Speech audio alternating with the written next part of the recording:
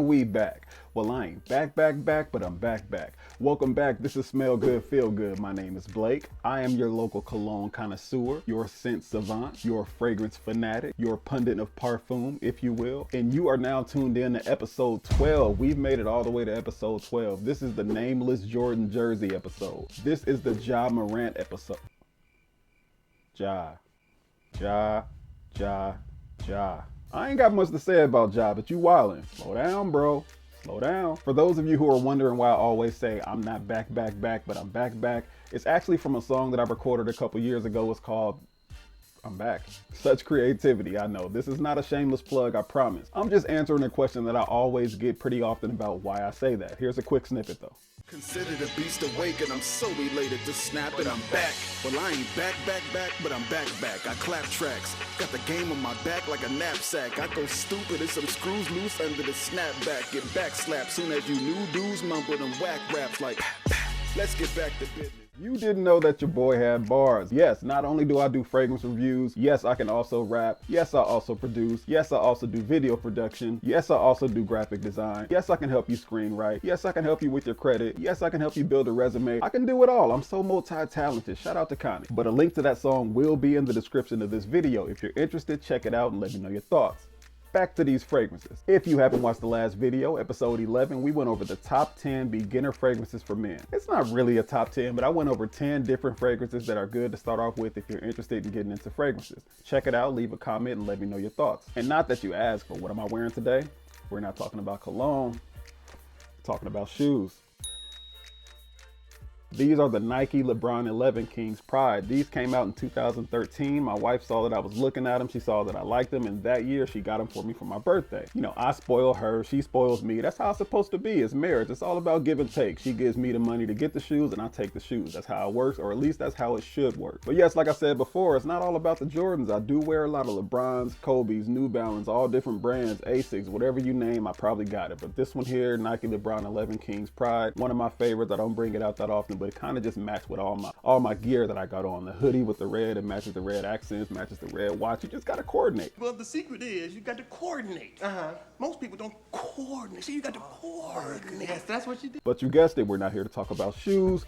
We're here to talk about these fragrances. The one that I'm reviewing today is maybe the fourth fragrance that I've ever purchased. Not only is it an undisputed classic, but it holds a little bit of sentimental value for me too. We'll get into all the details shortly, but first, let's check out the presentation.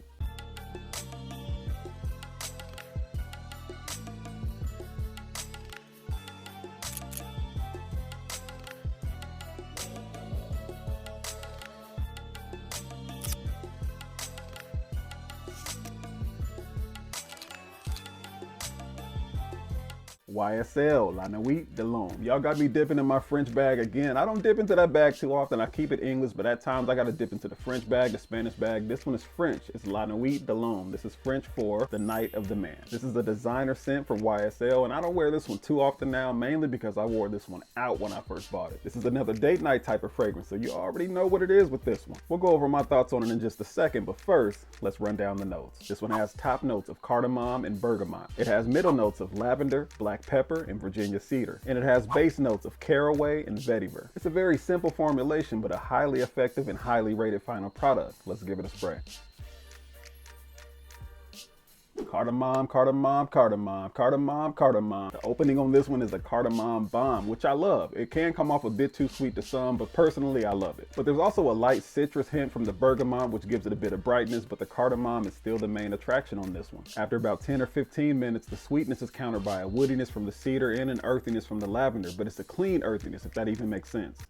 Probably doesn't. But from there, I don't smell too many more distinct changes on that dry down except for a light woodiness from the vetiver. But that cardamom remains for the entirety of the wear, which makes sense because that's what this fragrance is known for. This one is definitely better suited for the cooler weather, but you can probably pull this one off in the warm weather as well. This is probably not your everyday wear type of fragrance, but it's perfect for night wear, hence the name, the night of the man. Particularly date night though. This one here is sweet, it's seductive, it's sensual. It's another one that will seal the deal for you. Y'all remember when I said Dolce & Gabbana, the one EDP, was responsible for the birth of my youngest son, Cole?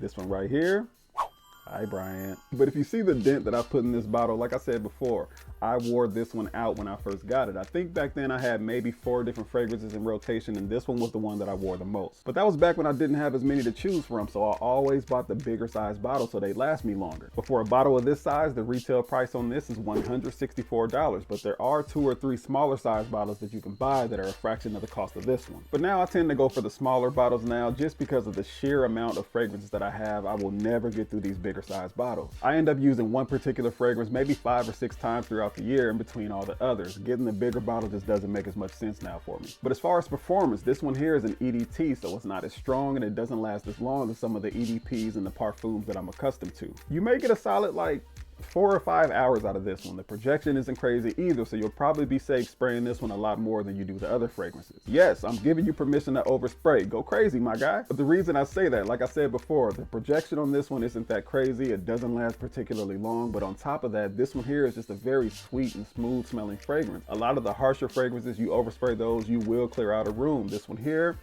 you won't really clear out a room, but people will just smell it more than if you sprayed it 2 or 3 times. This was probably safe to overspray. But overall, this is just a very nice designer scent from the house of YSL. The only thing that I really don't understand is like, why would they name it La Nuit de l'Homme? Like, yes, it's French. I just don't like saying it. I'm not busting out that name every time I gotta say this. Most of the time, I call it LNDL or just YSL. I'm not breaking out French every time I need to say this. I'm sorry. If I had to give this one a rating, I would give this a solid 8.2 out of 10. Now, you may be asking yourself, what's up with the 0.2? I just think this one is a little better than an 8, but it's not quite an 8.5, hence 8.2 out of 10. I ain't gotta explain to y'all, it's an 8.2 out of 10. I said what I said. What? Y'all done got me hot. But this one here is a tried and true classic. They sell this one in a lot of different places. Go to your local department store, see if they sell YSL fragrances, and if they do, give this one a sample, try it out, see if you like it, and if you do, either go online and buy it or come back to the store and buy it from the store. But overall, this one here is solid, a very solid fragrance. I cannot say enough good about this one. I'm actually wearing this one right now.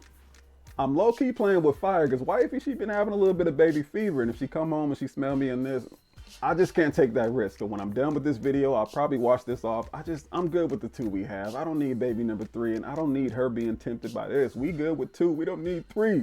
Me, get thee behind me, Satan. I'm definitely washing this off when we get done with this video. As much as she been wanting baby number 3, especially a girl, you expect me to wear this and have this on when she come home? Nope. No. No. No, we're not doing it. I'm done. No, I messed around and got myself hot, man. But that pretty much wraps this one up. Smell Good, Feel Good, episode 12. And remember, when you smell good, you feel good. And when you feel good, you do good. And when you do good, good comes back around to you. If you're watching this on Facebook, be sure to like, comment, share. Instagram, do the same. TikTok, do the same. But most importantly, YouTube, be sure to subscribe. Hit that subscribe button. Hit that bell icon. Hit all the buttons so you can get all the notifications when I make a new drop, whether a full-length video or a short. But that pretty much wraps this one up. Smell good, feel good. We out. Peace.